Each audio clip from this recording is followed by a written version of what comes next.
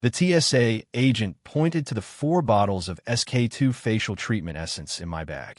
You need to drink a little from each bottle or you can't board the train. I pointed to the unopened, 5-ounce bottles. This is skincare, not a beverage. How can I drink it? Besides, don't you know the 3-1-1 rule? Liquids under 4 ounces in their original packaging are perfectly fine. I say it's a potential threat, so it's a potential threat, she snapped. Either drink it or I'm confiscating it. Your choice. The security line at Philly's 30th Street station was a slow-crawling snake. I shifted my canvas tote bag forward. Inside, the 5-ounce bottles of SK2 essence felt cool through the fabric. Today was my 3-year anniversary with my girlfriend, Chloe. She'd been dropping hints about wanting to try this stuff for months. I managed to snag 4 bottles at a duty-free shop during a work trip to New York, saving myself a couple $100 compared to the department store price. Next, the sharp, flat voice pulled me back to reality. Behind the security counter sat a woman in her early 20s. Her ponytail was pulled painfully tight, and a badge clipped to her uniform collar swung slightly. I caught the name, Jessica Miller. I placed my bag on the conveyor belt. Jessica didn't move, her eyes glued to the X-ray monitor. As my bag emerged, she held up a hand to stop me, tapping a finger on the canvas. Take out the 4 small bottles. I unzipped the bag and lined up the 4 bottles of essence on the counter. The clear glass gleamed under the fluorescent lights, the red logo standing out sharply.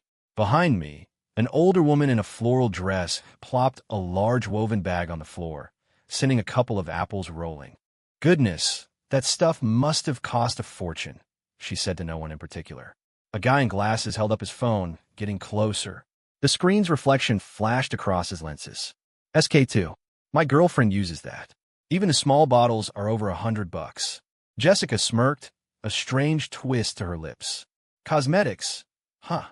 Regulation says you have to take a sip. I blinked. I'm sorry, what? It's a skin toner. You put it on your face, you don't drink it. I don't care if you rub it on your feet, she said, her voice suddenly loud, spit flying onto the nearest bottle. TSA regulations clearly state that flammable and explosive materials are prohibited. Can you prove this isn't mostly alcohol? The first ingredient is pitera, a fermented liquid, I said, my eyes fixed on her crooked name tag. My fingers unconsciously traced the smooth glass of a bottle. The alcohol content is less than 1%. It's safer than mouthwash. You can Google it if you don't believe me. I'm not a chemist. She slammed her hand on the table, making the scanner jump. All I know are the rules. Drink it or leave it. Her uniformed colleague next to her broke into a violent coughing fit, dropping his handheld scanner with a clatter. Where's your liquid analyzer? The guy with the glasses asked, pushing forward with his phone still raised. Don't you guys have those wands? You just scan it and you'll know, right? Jessica's shoulders tensed for a fraction of a second, like a startled bird. The scanner's broken. I saw you use it just 2 days ago. The older woman chimed in, her keychain jingling as she bent over to pick up her apples. It was beeping away just fine when you checked that bottle of bourbon in my bag. Honey, you need to be honest with people. A ripple went through the crowd. A young man in a tracksuit held up his Gatorade. You gonna make me drink this too? A woman clutching a baby quickly tucked a baby bottle deeper in her diaper bag. The startled infant began to wail. Even an Amtrak conductor wandered over, idly spinning his ticket punch between his fingers. What's all the noise about? Jessica grabbed her walkie-talkie, her thumb jamming the talk button. Got a disturbance at checkpoint 3. Need backup now. I let out a short, sharp laugh. It was like a drop of water in a hot skillet. She exploded. What's so funny? You're acting. It's a little rushed, I said, arranging the 4 bottles in a perfect row. The light glinted off them, dancing across her face. Last week at Moynihan Hall in New York, I went through security with 6 bottles of red wine. As long as it's under 140 proof and unopened, it's fine. It's written plain as day on the Amtrak website. Her fingers twisted a button on her uniform, rubbing a white mark into the fabric. That's New York. This is Philly. We have different rules. Oh, I took out my phone and hit record, the screen's glow illuminating her suddenly pale face. According to federal law, local and state regulations can't conflict with federal transportation security directives. Can you show me the directive from the Department of Homeland Security that says so? Or even just the specific Philly station rule that requires passengers to drink their cosmetics? The walkie-talkie crackled with static. Through the noise, a faint voice said, "Just let him go." Jessica slammed the device on the table so hard the plastic casing cracked, silencing the crying baby. "Don't quote the law to me," she yelled, pointing at a sign above the checkpoint. "See that? No hazardous materials. I say this is hazardous, and that's final." "You don't get to decide that," I said, crossing my arms. I noticed a bulge in her uniform pocket, the pink corner of a high-end cosmetics box peeking out. Federal regulations also state that screening personnel must present their credentials and follow established procedures. What you're doing is called abuse of authority. Abuse of authority? She lunged forward, her finger nearly poking my eye. "Do you have any idea who I am? My uncle is Director Thompson in the main office. I can make sure you don't go anywhere today." "That's a big threat, little girl," the older woman said, stuffing her apples back in her bag and planting her hands on her hips, standing beside me. "So your uncle's a big shot? Does that mean you get to break the law? My son works for the GSA. You want me to give him a call and ask how that works?" Jessica's face turned a deep, blotchy red. She took 2 steps back and pointed at my bag. "There's probably other prohibited stuff in there. Risk-screen it." The male agent started to put my bag back on the belt, but I stopped him. "No need." I took everything out of my bag, piece by piece: laptop, power bank, folding umbrella, a few packs of tissues. "See for yourself. Is the power bank over 20,000 mAh? Is there a knife with a blade longer than 6 inches? Jessica's eyes darted over the items, finally settling on the tissues. "What are these?" "Open them up." "They're Kleenex," I said, holding a pack out to her. "Do you need me to blow my nose to prove it?" A wave of laughter rippled through the crowd. The guy with the glasses held his phone steady. "I've got this all on video. The whole country's about to see how the Philly Amtrak station treats its passengers." "Delete that." Jessica lunged for his phone, her nails scratching a red line across the back of his hand. "You're violating my privacy. You're a public official performing your duties in a public space." "There's no expectation of privacy," I said, pulling the guy behind me. "In fact, you've now physically assaulted a passenger, which is a crime." Her lips trembled. She spun toward her silent colleague. "Confiscated. Process it as a suspicious item." The young agent didn't move. He subtly held up 4 fingers behind his back, trying to signal something to me. It clicked. In the waiting area, I had overheard 2 agents talking by a vending machine. One had said, "Jess has already confiscated 4 things this morning." "You have no right to confiscate it," I said, pulling the bottles of essence closer. "According to Amtrak's own policies, you have to offer 3 options for prohibited items: dispose of it, mail it, or check it. What you're trying to do is theft." Jessica reached out and tried to snatch the bottles, her nails digging into my wrist, leaving 4 angry red marks. "Theft." Her fingernails dug into the back of my hand. "I'm performing my official duties. You're interfering with a federal agent." "Official duties?" The older woman scoffed, slamming her woven bag on the counter and sending the apples rolling again. "My other son works in customs. They use professional equipment to test cosmetics. This is a personal vendetta. You just want to steal his property." An apple rolled to Jessica's feet. She kicked it away, and a wave of angry shouts erupted from the crowd. The young man in the tracksuit kicked the side of the metal security counter, which rang with a hollow boom. "This is outrageous." The woman with the baby pulled out her own phone. "I'm filing a complaint. This is unbelievable." Even the conductor walked back over, tapping his ticket punch against his palm. "All right, that's enough. Let's not hold up the train." Jessica seemed not to hear. She grabbed one of the bottles and raised it, about to smash it on the floor. I lunged for it. The bottle slipped between our hands and fell with a sickening crack. The base fractured, and the clear liquid slowly pooled on the gray linoleum. "See, it's leaking," she shrieked, pointing at the puddle. "It has to be flammable. Why else would it break open like that?" "Mr. Williams," Jessica screamed, her voice trembling like a leaf in the wind. "We have a passenger with hazardous materials, and he's interfering with security procedures." A man in a black suit emerged from a side office, his tie askew and a smear of grease. "Ketchup, maybe," at the corner of his mouth. He saw the chaos at the checkpoint and froze mid-chew, like a stunned bullfrog. What's going on here? His eyes flicked from the essence in my hand to Jessica's furious, red face, and finally to the broken bottle on the floor. What's all this commotion? He brought prohibited items, and he assaulted me. Jessica clutched her wrist and sank to the floor, her cry as shrill as a fire alarm. He hurt my hand. Look, she held out her wrist.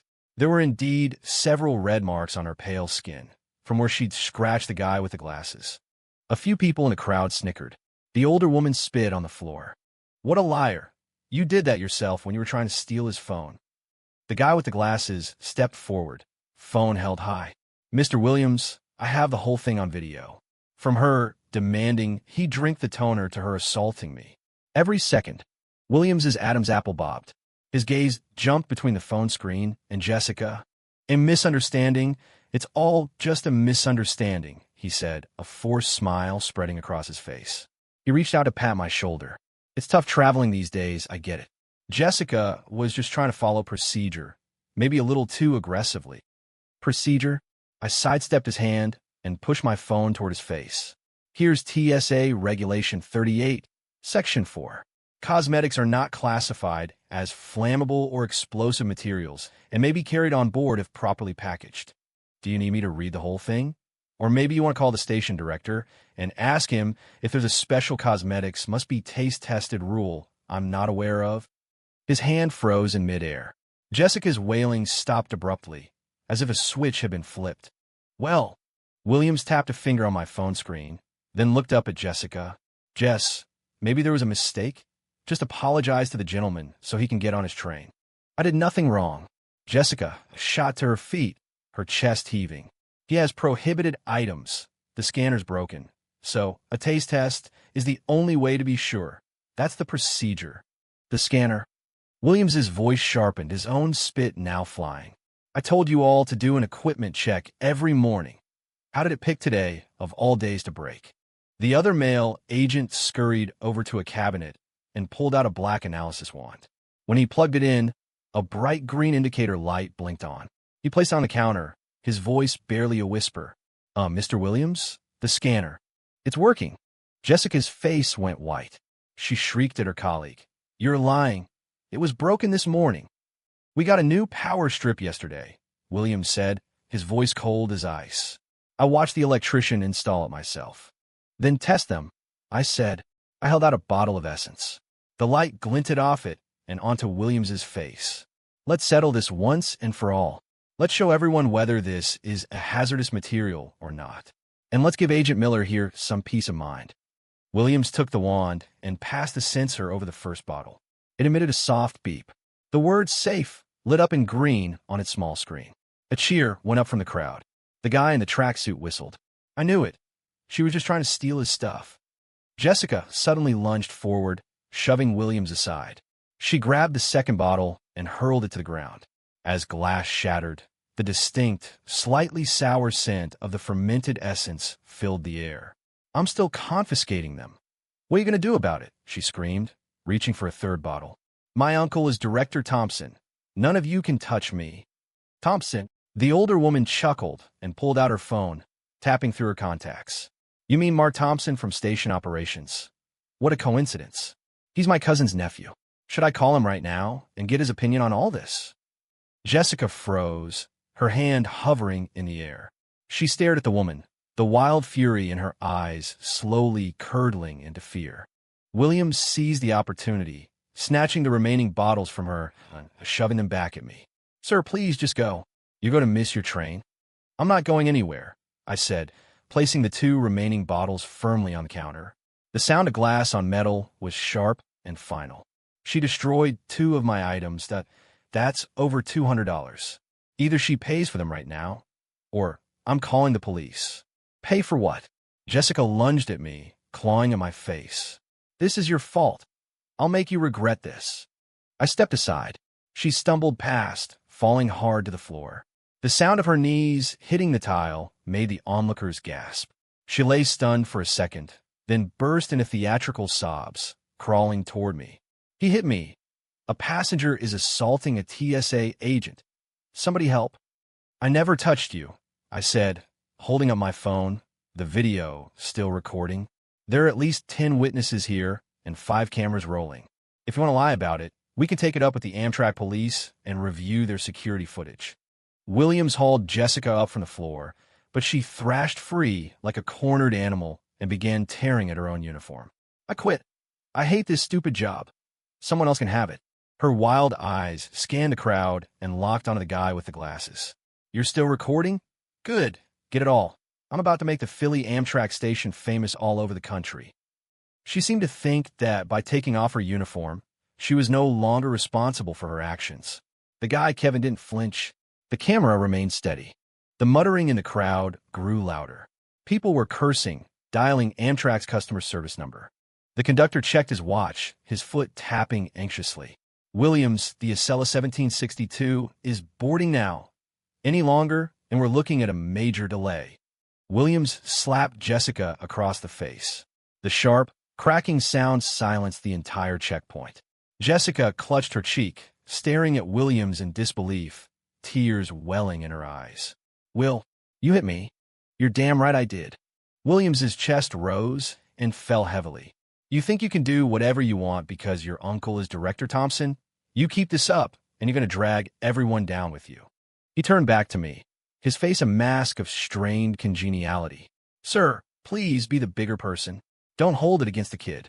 I'll pay for the broken bottle. I can Venmo you right now. I don't want your money, I said, pointing at Jessica. I want an apology from her, and I want an explanation for why she lied about the equipment being broken and why she insisted I drink this. Jessica burst out laughing, tears streaming down her face. Apologize? Why should I apologize to you? Who the hell do you think you are? She suddenly lunged for the counter, grabbed a handheld barcode scanner, and threw it at me. You and your damn principles. I threw my arm up to block it. The hard plastic slammed into my forearm, sending a jolt of pain up to my shoulder. The older woman, Brenda, grabbed Jessica from behind in a bear hug, but she struggled wildly, spewing a torrent of curses. The young man in the tracksuit, Mike, pulled me aside. Dude, just let it go. It's not worth it with people like this. It's not about being worth it, I said, rubbing my arm and watching Jessica, still thrashing on the floor. If I let this go today, she'll just do it to someone else tomorrow. Last week, a colleague of mine was traveling with his insulin, and an agent tried to make him inject himself to prove it was real. Can you believe how insane that is? A man in the crowd suddenly shouted, They did it to me too. Last month I had a bottle of prescription cough syrup, and they made me drink half of it before they'd let me through. Another woman added, They confiscated my foundation. The agent said it was over the 3-4 ounce limit, but it was only 1. 7 ounces, she just took it. Williams's face grew paler and paler. He pulled out his phone and made a call, his voice so deferential he sounded like he was talking to the president. When Williams hung up, his hand was shaking so badly he could barely hold his phone. He wiped a bead of sweat from his forehead and suddenly bowed to the crowd. Ladies and gentlemen, I am so sorry for the delay and the disturbance. We will handle this situation with the utmost seriousness and ensure you all get a full explanation. Jessica stopped struggling. She stared at Williams, her eyes like poison daggers. Did you call my uncle? Director Thompson told you to stop making a scene, Williams said, his voice weak. He said to stop embarrassing him. The words deflated her like a pinprick to a balloon. For a moment, she went limp, but then her defiance returned. She craned her neck and stared straight at me. I don't care if my uncle comes down here himself. I did nothing wrong. He was carrying hazardous materials. Should I call SK2's corporate headquarters in the U.S.? I asked, looking up the number on my phone. Maybe they can educate you on the ingredients. Or how about the Department of Homeland Security? We can get their official guidelines on testing cosmetics at security checkpoints. Williams grabbed my hand, his palm clammy with cold sweat. No, sir, please. That's not necessary. She's young and foolish. I apologize on her behalf. He grabbed Jessica's arm and tried to push her toward me. Now apologize to the gentleman. Jessica clamped her mouth shut, her lips turning white. Her eyes darted around at the crowd, at the dozens of phone cameras pointed at her like unblinking eyes. She looked trapped. Suddenly, she screamed at the passengers, What are you all looking at? Stop filming me. Stop it, or I'll smash every single one of your phones. Is that another threat? Kevin, the guy with the glasses, held his phone higher. This video is already backed up to the cloud. Go ahead and try. Mike, the guy in the tracksuit, suddenly pointed down the concourse. Hey, look, it's Director Thompson. Every head turned. A balding, middle-aged man with a pot belly was power-walking toward them, fiddling with a string of wooden prayer beads. He saw the mess at the checkpoint, and his brow furrowed. What's going on here? Williams, is this how you manage your checkpoint? Uncle Mark, Jessica cried out like he was her savior, breaking free from Williams and running to him.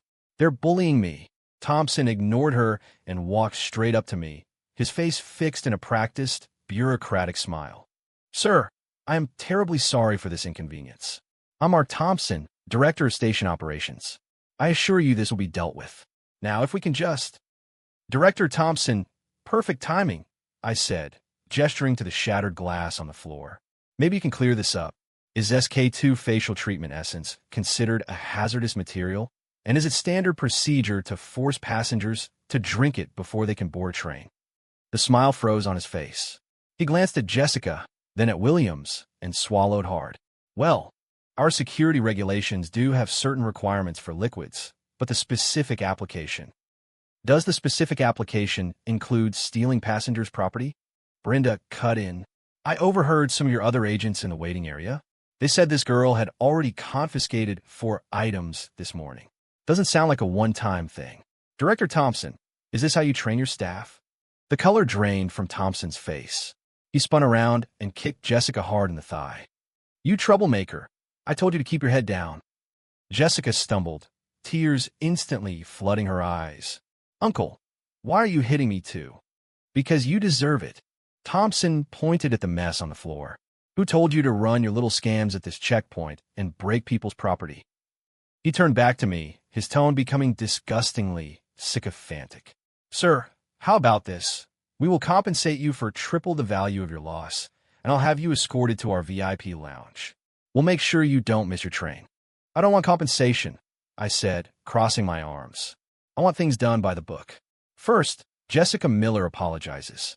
Second, you provide a full accounting of all the other items she's confiscated.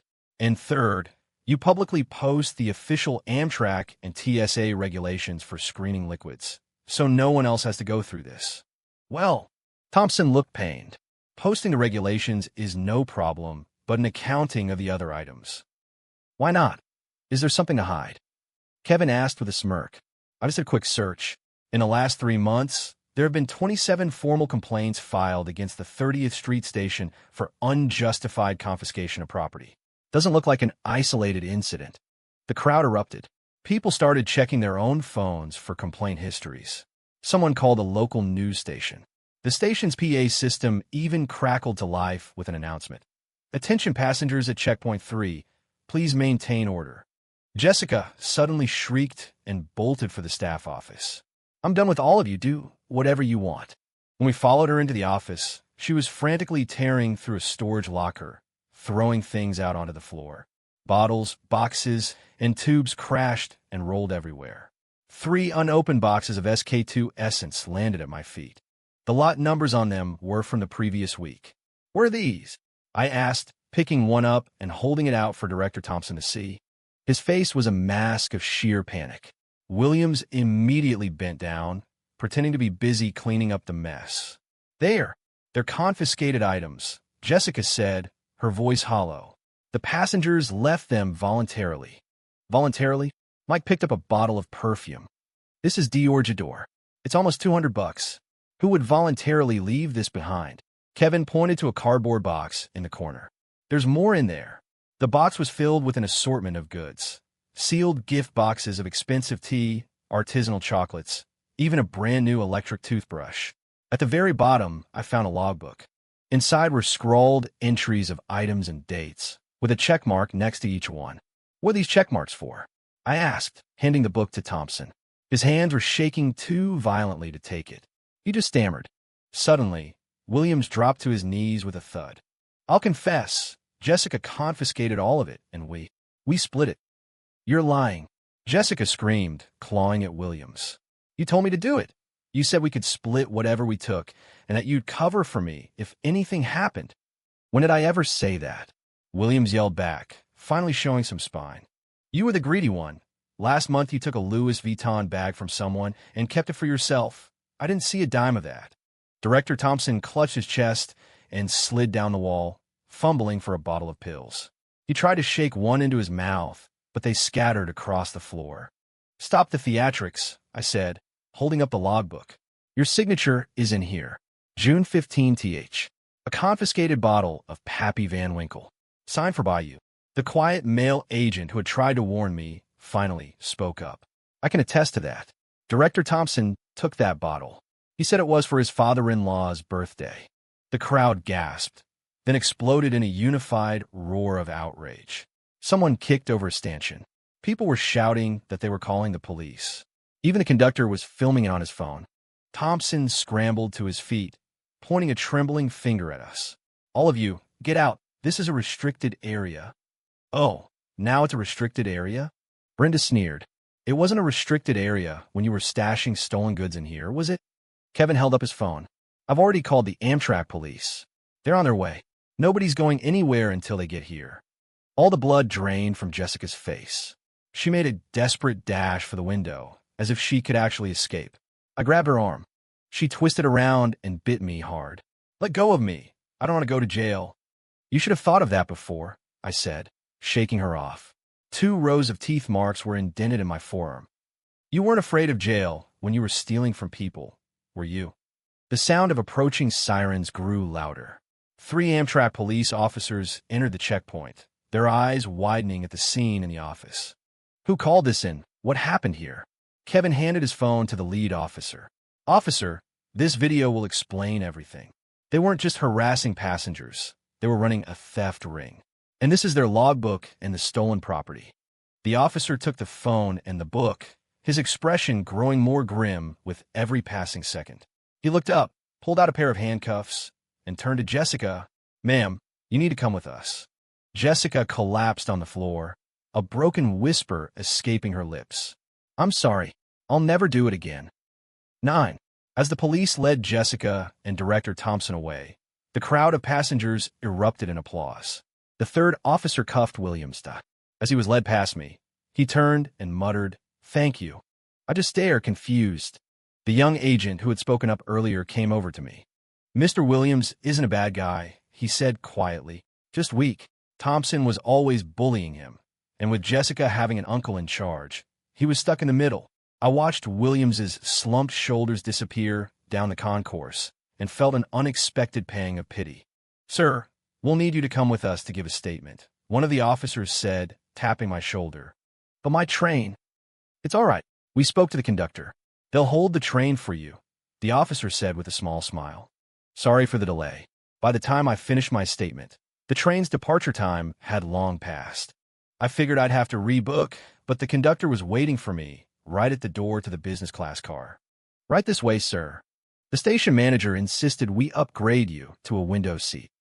I just sat down when my phone rang. It was Chloe. Ethan, where are you? I was starting to get worried. Did something happen? Just a little excitement at the station, I said, looking out the window as the setting sun painted the sky in shades of orange and red. We're about to leave now. I've got a surprise for you when I get home.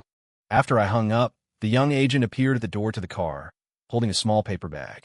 Sir, this is for you. Inside were 3 new, unopened bottles of the SK2 Essence and a handwritten apology note, signed by what looked like a dozen different people.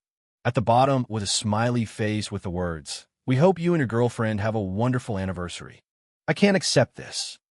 Please, the agent said, scratching his head.